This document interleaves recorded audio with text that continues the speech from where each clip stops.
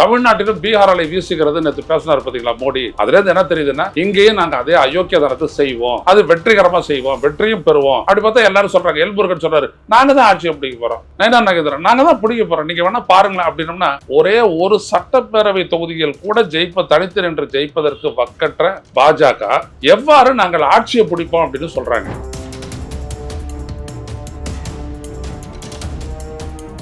உச்சநீதிமன்ற தலைமை நீதிபதியை தூக்கிட்டு அந்த இடத்துல ஒரு கேபினெட் அமைச்சர் மாத்திட்டு இப்ப வந்துட்டு மோடி, அமித்ஷா எதிர்கட்சி தலைவர் 3 பேர்ல 2 பேர் யாரை விரும்புறாங்களோ அவங்க தான் வந்துட்டு தேர்தல் ஆணையர், தலைமை தேர்தல் ஆணையர் அப்படின்னு சொன்னாங்களே. அப்போ நீங்க எதாவது அறிக்கை விட்டுருக்கீங்க, பெரியாரை பத்தி பேசுறீங்க, ரெலவெண்டே இல்லாம இதை பத்தி ஏன் பேசுற நீங்க? அப்ப நீங்களே ஒரு விதமான ஒரு இடத்துல வந்துட்டு நீங்க ஒரு சங்கி ஆதரவு கட்சி தலைவராக தான் நீங்க இருக்கிறீங்க.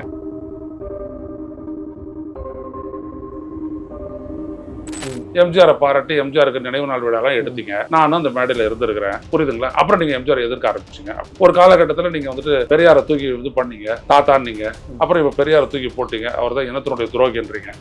திடீர்னு மாறுறீங்க. நீங்க சீமான் சொல்றது தான் நாம் தமிழர் கட்சியினுடைய வேத வாக்கு, கொள்கை, திட்டம் எல்லாமே.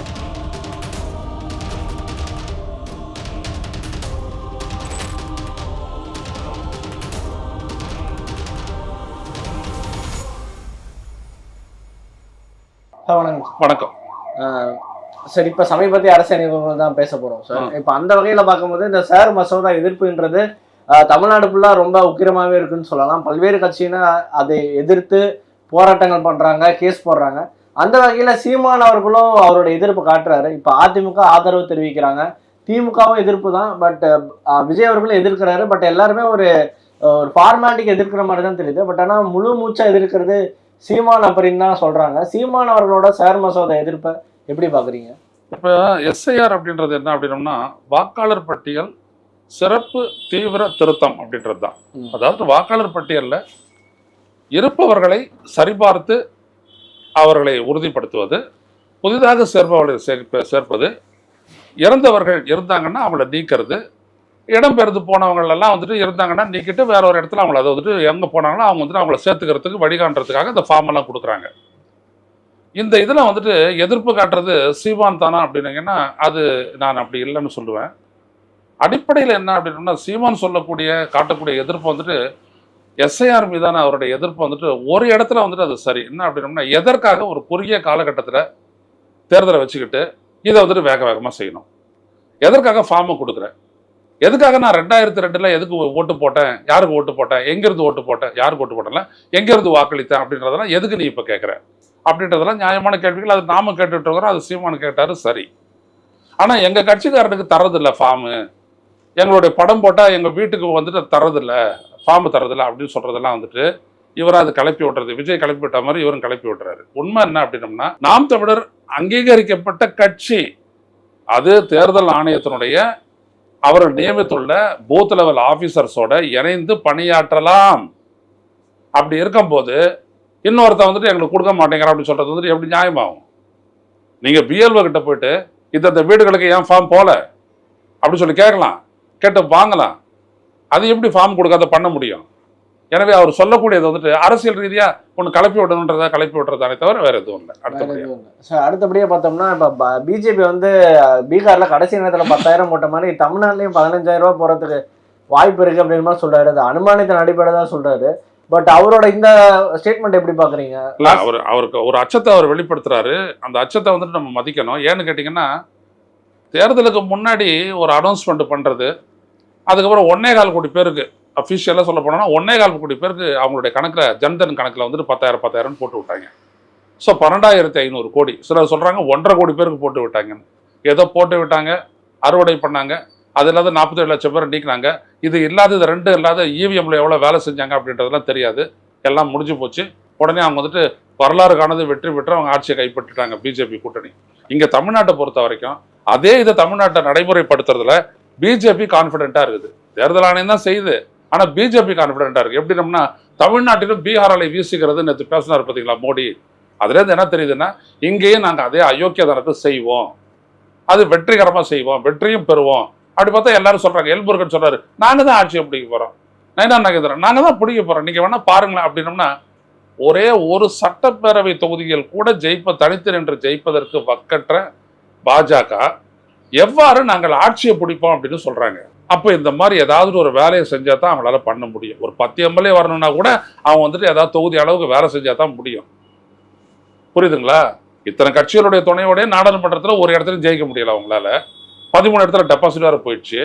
ஆனா அப்படிப்பட்ட கட்சி தலைவர்கள்லாம் கொஞ்சம் சொல்றாங்க இங்க காத்து வீசுது, மழை அடிக்குது அப்படிலாம் சொல்றாங்க. அப்படின்னோம்னா அப்போ சீமான் சொல்ற மாதிரி இங்கேயும் வேற ஏதோ ஒரு ஐடியா வச்சிருக்கிறாங்க அப்படின்னு அர்த்தம். இது முதல் அச்சுறுத்தல் யாருக்குன்னா இப்ப ஆட்சியில் இருக்கக்கூடிய திமுகவுக்கு தான். அவங்க என்ன பண்ண போறாங்கன்னு. ஏன்னா அங்க வந்துட்டு இந்த பணம் கொடுத்தது எப்படி அப்படின்னோம்னா, உலக வங்கி கொடுத்தது பீகாரினுடைய டெவலப்மெண்ட்டுக்காக கொடுத்த பணத்தை 21,000 கோடி அதை தான் நிதிஷ்குமார் எடுத்து முக்கிய மந்திரின்னா முதலமைச்சர்னு அர்த்தம். முக்கிய மந்திரி மகிழா ரோஸ்கர் யோஜனா அப்படின்னு சொல்லி அவர் கொடுத்துட்டாரு, அந்த பணத்தை போட்டாரு. இங்கே அதை பண்ணணும்னா கூட இங்க ஸ்டாலின் வந்துட்டு தமிழக அரசுடைய பணத்தை எடுத்து அந்த மாதிரி பண்ண முடியும்.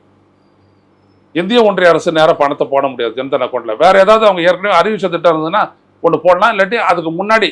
ஏன்னா ஏதாவது மோடி ஒரு திட்டத்தை அறிவிக்கிறாருன்னா அதுக்காக தேர்தல் ஆணையம் கை கட்டிட்டு காத்துட்டு இருக்கோம். அவர் திட்டத்தை அறிவிச்சு அதை நடைமுறைப்படுத்த தொடங்கினதுக்கு பிற்பாடு 2 நாள் கழிச்சு தேர்தலை அறிவிக்கும். இதெல்லாம் நம்ம பார்த்துட்டு இருக்கிறோம், ரைட்டுங்களா? அப்போ அந்த மாதிரி ஏதாவது செய்யலாம், அதற்கான வாய்ப்பும் இருக்கிறது, மறுக்க முடியாது. தமிழ்நாட்டு மக்கள் தான் உஷாரா இருக்கு. சீமான் சொல்றாரு பல்வேறு நபர்கள் வந்து இதனால பாதிக்கப்படுவாங்க அப்படின்றாரு.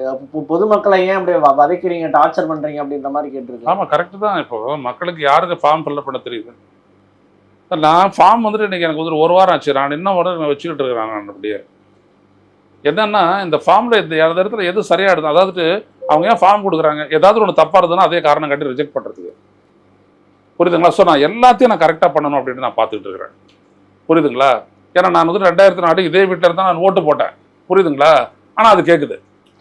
உடனே நான் வந்துட்டு போனோம், கம்ப்யூட்டரில் போயிட்டு என்னோட நம்பரை போட்டு அதை வந்துட்டு உறுதிப்படுத்தி நான் போட்டோம். அப்புறம் என் உறவுகளை பற்றி ஏன் கேட்குறாங்க? நான் தான் மேலே போட்டுறேன், அப்பா அம்மா அவ்வளோதானே வேணும். அப்போ உறவுகள் யாரு அப்படின்றத எதுக்கு கேட்குறீங்க? யார் உறவு? ஏன் அதெல்லாம் சொல்லணும்? அப்போ என் மனைவிக்கு அது கட்டாயம், அது உறவினர்களை பற்றி சொல்லணும். இப்போ 2002 நான் அங்கே போட்டேன், 2005 நான் அங்கே போட்டேன். அதுக்கப்புறம் நான் 10 இடம் மாறி இருக்கலாம், இப்போ இங்கே இருக்கிறேன் அப்படின்னு வச்சுக்கோங்க ஒரு எடுத்துக்காட்டாக. இந்த நடுவில் இருக்கிற 10 இடம்லாம் விட்டு போனோம். நீங்க இதை எதுக்கு கேட்குறீங்க? இதை பற்றி பதிலே சொல்லலையே தேர்தல் ஆணையம். ஆனால் இங்கே இருக்கக்கூடிய தலைமை தேர்தல் அதிகாரி மட்டும் சொல்றாங்க ஃபார்மை கொடுக்கலன்னா வாக்காளர் பட்டியல் நீங்க இருக்க மாட்டீங்கன்னு மிரட்டுறாங்க. வாக்காளரை அவருடைய உரிமையை உறுதிப்படுத்தவும் நிலைநாட்டவும் தான் தேர்தல் ஆணையத்துடைய வேலையை ஒழிய எப்படா வாய்ப்பு கிடைக்குதுன்னு தூக்கி வெளில போறதுல வாய்ப்பு. அது அர்ச்சனா பட்நாயக் முதல்ல புரிஞ்சுக்கணும். நீங்க ரிமூவ் பண்றதுக்கு இல்லை, நீங்க சேர்க்கறதுக்கான ஆள் தான். ஆனா எப்படி இப்போ ஒரு இதோட பேசுறாங்க பாருங்க, இவங்க என்னன்னு சொல்றது? கண்டிப்பா சார். அதே மாதிரி விஜய் அவர்கள் வீடியோல சொல்லியிருப்பாரு டிவிகே தொண்டர்களை குறி வச்சு ஃபார்ம் தரணும்னு சொல்லியிருப்பாரு. அதே தான் சீமானவர்களும் பிரஸ் மீட்ல சொல்றாரு. என் போட்டோ இருக்கிற பேனர் இருக்கிற ஏரியாவா இருக்கட்டும், என்னோட ஆதரவுகளை யார் யாரு கண்டறிந்து என்ன ஒரு மாதிரி அவாய்ட் பண்றாங்க, என் கட்சியில் இருக்க சின்ன பிள்ளைங்களை 25 வயசு பையன் 24 வயசு பையன் யார் யார் எனக்கு ஆதரவா இருக்காங்களோ அவங்களாம் குறிப்பார்த்து ஒரு பர்டிகுலர் ஏரியாவே அவாய்ட் பண்றாங்க அப்படின்ற மாதிரி சொல்றாங்க. 2 முக்கிய தலைவர்கள் எடுத்து அந்த பத்திரிகையாளர்கள் முன்னாடி நிறுத்துங்க சீமான் அவர்களே, எடுத்துட்டு போயிட்டு ஒரு கேஸை போட்டு கோர்ட்டை நிறுத்துங்க சீமான் அவர்களே. இப்படியெல்லாம் இவங்களுக்கெல்லாம் ஃபார்ம் தர மாட்டாங்கன்றது ஒரு வாக்குமூலத்தை வாங்கிட்டு எடுத்துட்டு போயிட்டு அர்ச்சனா பட்நாயக் முன்னாடி போய் நிறுத்துங்க சீமான் அவர்களே. சொல்லிட்டு இருக்காதீங்க. நீங்க தான் ஒரு அங்கீகரிக்கப்பட்ட கட்சி, நீங்களே பிஎல்ஓட சேர்ந்து பிஎல்ஏ உங்களுடைய பூத் லெவல் ஏஜென்ட்ஸ் வேலை செய்யலாம்னு சொல்லிட்டதுக்கு பிற்பாடும் விஜய் அழுவலாம். விஜய்க்கு விவரம் தெரியாது, அவர் எது வேணாலும் அழுவலாம். ஐயா அடுத்தவங்க மிட்டாய் வாங்கி அந்த குழந்தை சப்பிக்கிட்டு இருந்ததுன்னா இந்த வீட்டு குழந்தை அழுவுமே, அப்படியேப்பட்ட ஆள் அவர். யாராவது ஏதாவது எதிர்காரணம் சொன்னாங்கன்னா அதை டக்குன்னு முடிச்சுன்னா அதே ஒரு சொல்லுவார். ஏதாவது ஒன்று போட்டு விடணும், அவ்வளோதான் அவருக்கு. திமுக பற்றி போட்டு விடுறதுக்கு ஒன்றும் இல்லை, ஃபார்ம் எங்களுக்கு கொடுக்கல அப்படின்னு அவர் ஆரம்பிக்கிறாரு. வேற ஒன்றுமே கிடையாது. எது நாம் தமிழர் இது எது தமிழக வெற்றி கழகத்தினுடைய ஆள் அப்படின்றது யாருக்காவது தெரியுமா? அப்படிலாம் இந்த கட்சி ஏதாவது ஒரு பெருசாக செஞ்சிருக்குதா, போயிருக்குதா, வந்திருக்குதா? அவர் ஏன் சொல்றாருன்னா அவரை பார்த்து அப்படியே பயப்படுறாங்க அப்படின்ற அந்த ஒரு இது நெரேட்டிவ் வந்துட்டு அவர் எஸ்டாப்ளிஷ் பண்ண பார்க்குறாரு. பட் சீமானை பொறுத்த வரைக்கும் என்னன்னா, உங்க கட்சியினுடைய ஆட்களே பிஎல்ஏ தான், பூத் லெவல் ஏஜென்ட்ஸ் தான். அதை என்னன்னு புரிஞ்சுக்கிட்டு அப்புறம் வந்து பேசுங்க சார். அதே மாதிரி அவர் சொன்னக்கூடிய இன்னொரு கருத்துமே ரொம்ப முக்கியமா பார்க்கப்படுது. முன்னாடியெல்லாம் வாக்காளர்கள் ஆட்சியாளர்களை தேர்ந்தெடுப்பாங்க, இப்ப ஆட்சியாளர்கள் வாக்காளர்களை தேர்ந்தெடுக்கிறாங்க. அப்சல்யூட்லி அதான் இப்ப பண்றது, மோடி பண்றாரு. ஆனா இப்ப ஆட்சியாளர்கள் யார்? ஆட்சியாளர்கள் மோடி வந்துட்ட உடனே அப்படியே அதை சொல்ல மாட்டேங்கிறீங்க. மோடி அமித்ஷா வந்துட்ட உடனே முதல்ல அவங்க வந்துட்டு தேர்தல் ஆணையர்களை தேர்ந்தெடுத்தாங்க அவங்க வசதிக்கு. இப்போ வாக்களிக்கிறதுக்கு வாக்காளர்களை தேர்ந்தெடுக்கிறாங்க அப்படின்னு ஏன் சொல்ல மாட்டேங்கிறீங்க? உங்களுக்கு தெரியாது அதெல்லாம்? அப்படியே சுற்றி வந்துட்டு மூக்கை தொடுறீங்க. நேரடியாக தொட்டுட்டு போங்க சார், இப்படியே தொடரலாம் மூக்கை, அப்படி தொட்டு போங்க. யார் இதை செய்கிறாங்கன்னு சுட்டி காட்டுங்க. அதில் அவங்க என்ன பெனிஃபிட் அடிச்சாங்கன்னு. ஹரியானாவில் பற்றி ஃப்ராடு நடந்த போது பேசாத இருந்தீங்க, மராட்டியத்தில் நடக்கும்போது பேசாத இருக்கிறீங்க, பீகாரில் நடக்கும்போது கடைசி நேரத்தில் தான் இப்போ பேச ஆரம்பிச்சிருக்கிறீங்க. நீங்கள் ஒரு மாதிரி எதிர்க்காததும் ஒரு ஆதரவு நிலைப்பாடு தான் சீமான் அவர்களே. எல்லா இடத்துலையும் நீங்கள் தெளிவாக பேசணும். இது ஜனநாயக உரிமை. யாராக இருந்தானே பேசணுமா இல்லையா? கண்டிப்பாக. அப்போயே நீங்கள் பேசலை. இப்போ வந்துட்டு அப்படியே சொல்கிறீங்க அன்றைக்கு ஆட்சியாளர்கள் இன்றைக்கு என்ன தத்துவமா? அது டைரக்டாக பேசிட்டு போங்க.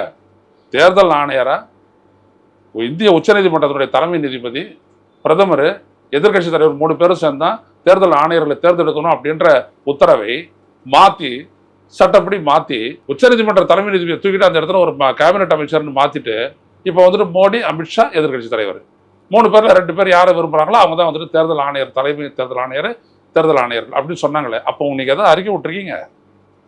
நீங்கள் ஒரு கட்சிக்காரர் தானே? நீங்கள் தேர்தல் ஆணையத்தில் பதிவு செய்யப்பட்ட கட்சி தானே அது. ஏன் நீங்கள் அதை பற்றி ஒரு அறிக்கை விடலை சீமான்? பெரியாரை பற்றி பேசுறீங்க ரெலவெண்ட்டே இல்லாமல், இதை பற்றி ஏன் பேசுகிற நீங்கள்? அப்போ நீங்களே ஒரு விதமான ஒரு இடத்துல வந்துட்டு நீங்கள் ஒரு சங்கி ஆதரவு கட்சி தலைவராக தான் நீங்கள் இருக்கிறீங்க. அவ்வளோதான், அதான் உண்மை. சார் இன்னொரு கருத்து சொல்லியிருப்பாரு, கிறிஸ்டியன் முஸ்லிம்ஸை குறி வச்சு தலித் மக்களை குறி வச்சு நீக்கிறாங்க அப்படின்னு இருக்காங்க. இது உண்மையா சார்? ஆமா, அதுதான் அவங்களுடைய வேலையை.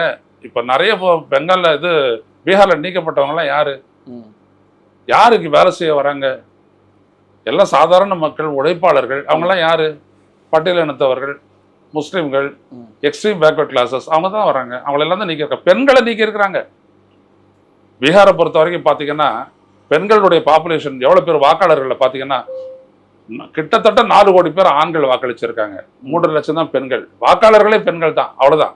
வாக்களிச்சவங்கல்ல 4 கோடி ஆண்களுக்கு 3.5 கோடி பெண்கள் தான் இருக்கிறாங்க. 50 லட்சம் அவங்களுக்கு 42 லட்சம் வித்தியாசம் வருது. எப்படி இது வந்துச்சு?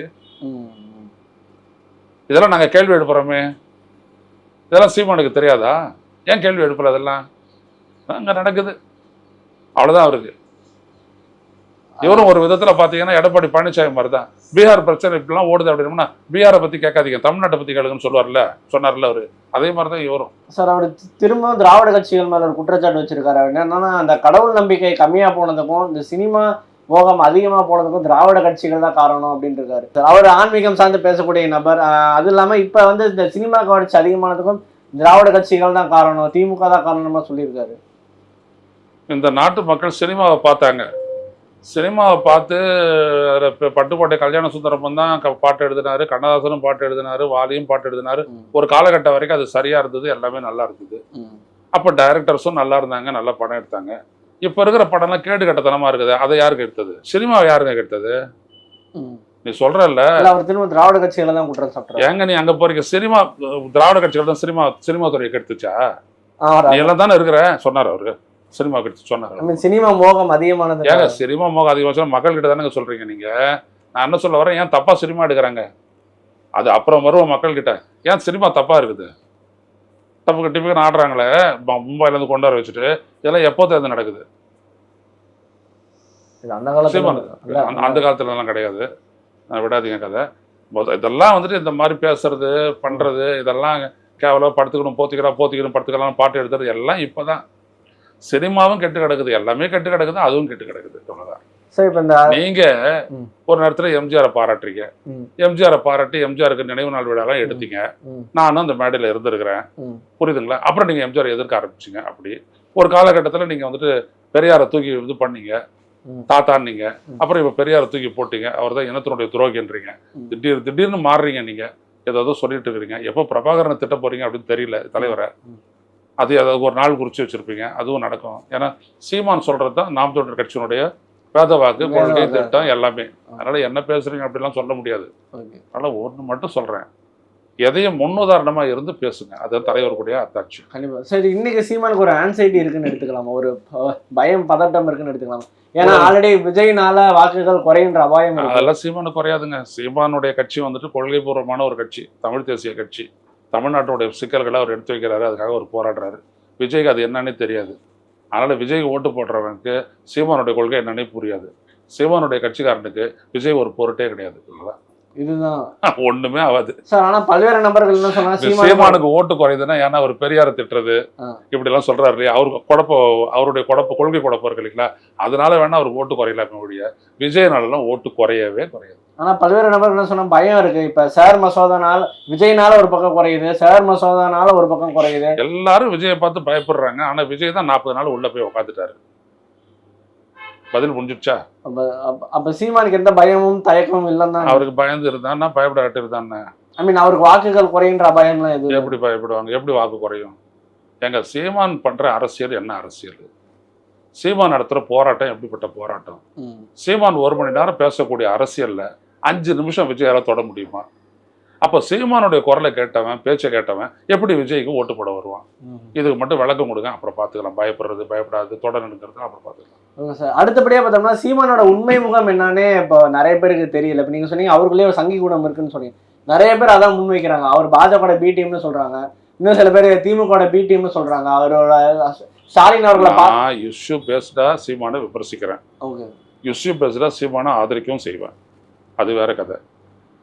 உண்மை முகம் பிஜேபி விஜயனுடைய உண்மை முகமே நான் யோசிச்சுட்டு இருக்கிற விஷயம். நான் எங்க சீமான் கிட்ட போய் தேடுறது? நான் ஆதரிச்ச விஜயனுடைய உண்மை முகம் என்ன அப்படின்றதே நான் தேடிக்கிட்டு இருக்கிறேன். அப்புறம் எங்க அங்க போயிட்டு சிம்பிளா சொன்னா அவரோட ஆரம்ப கால அரசியல் இப்ப இருக்கிற அரசியல் எந்த அளவுக்கு முன்னேறி இருக்குன்னு நினைக்கிறேன், எவ்வளவு எவால்வ் ஆயிருக்குன்னு நினைக்கிறேன்? நிறைய மாறி இருக்குது. 1% ஓட்டு வாங்கி இருக்கிறவரு 8% ஓட்டுக்கு வந்திருக்கிறாரு. இதுக்கு மேல என்ன ஆகுதுன்னு பொறுத்திருந்து பார்ப்போம். இவர் உள்ள வந்திருக்கிறாரு, இவர் என்ன ஆகிறாருன்றத பார்ப்போம். சரி, ஓகே சார். இவ்வளவு நேரம் நீங்களோட நேரம் கொடுத்து பேட்டி கொடுத்து இதே மாதிரி இன்னொன்று காலம்